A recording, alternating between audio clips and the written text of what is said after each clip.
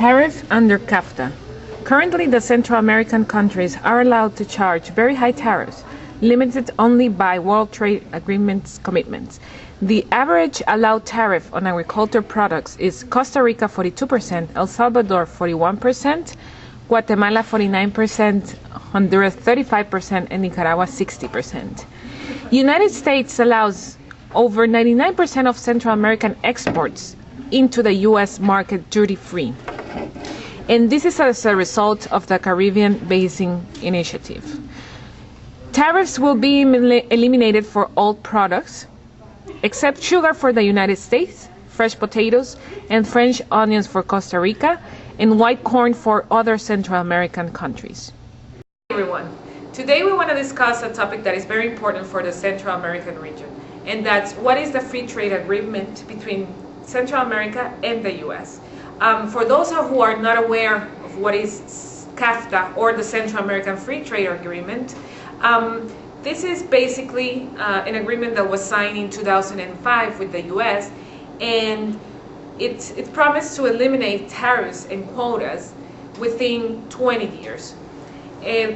Most of the sectors are covered here, like textiles and also agriculture. However, while we were researching this topic, we found interesting that in agriculture, some of the products, like for example sugar in the U.S., it's not going to be part of the CAFTA agreement.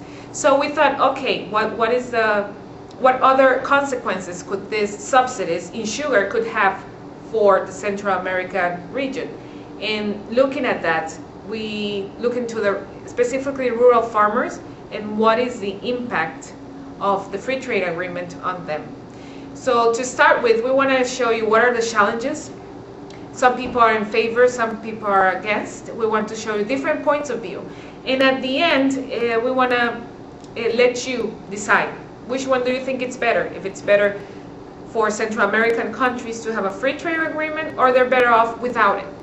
And this is the part of that we hope to accomplish throughout the study, is just give you facts, give you an overview of both sides of the story, and of course some things to keep in mind if we want to make this free trade agreement beneficial for the Central American region. Thank you.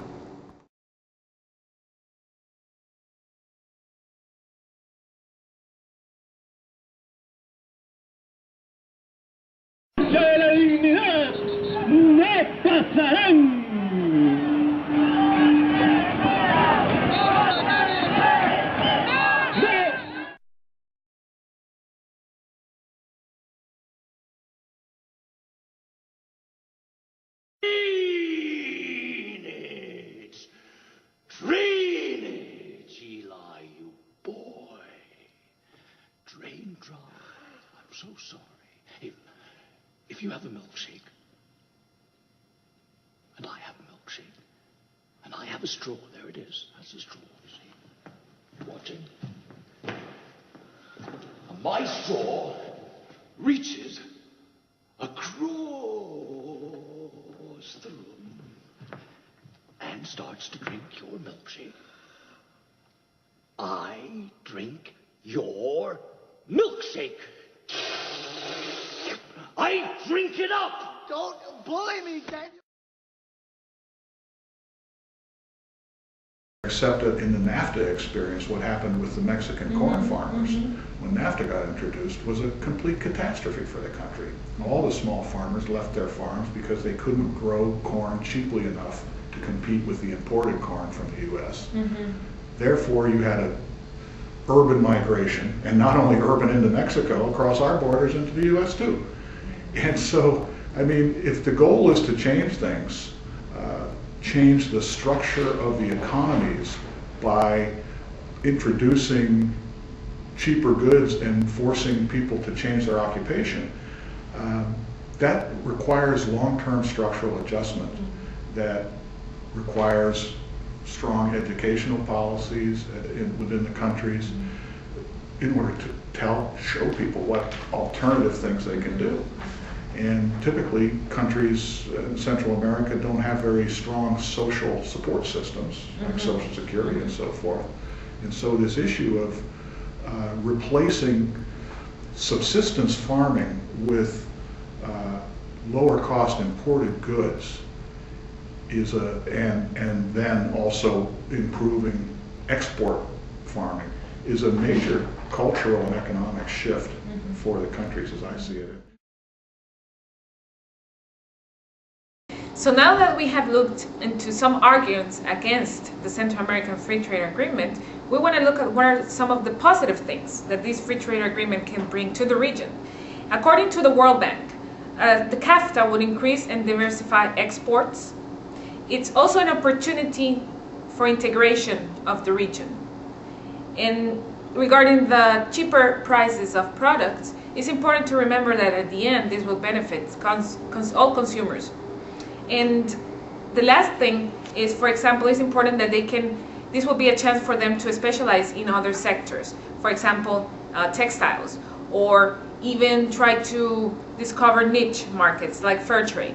And for the fair trade, we had the pleasure to interview an expert, John Muse, and he's going to explain a little bit why is fair trade actually a good alternative for rural farmers that are going to be displaced by the free trade agreement. I see the problem with something like CAFTA can be once those people leave the land and they can't produce the product cheap enough to compete with larger production, whether it's in the US or whether it's multinationals in their own countries, and yet they have to do something. I mean, you have to make a living, have to feed your families. And so in that sense, I think, my view is all the small guys should be fair trade. I mean, fair trade is the way to get money into those areas. But it's not forever, because they are not the most efficient. And they're probably not going to ever be able to be that efficient. But what you're hoping to do is keep people on the land rather than overwhelming the cities, and keep the country with a basic ability to be self-sufficient in locally grown products for a while, until you can figure it out what the next, until everybody becomes working at a tourist hotel, or create other aspects.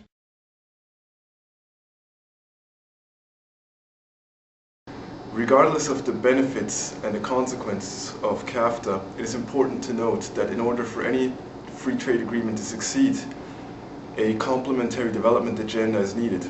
According to the World Bank, such an agenda would include investment in infrastructures such as ports, institutional reforms, cutting red tape and making institutions more transparent, investing in education and innovation, as well as assisting those who are displaced from trade.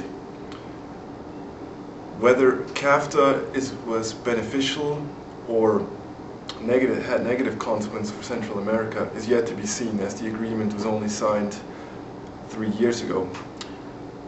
So we leave it up to you to decide whether you think CAFTA has benefited Central America or it has been negative for Central America. Thank you.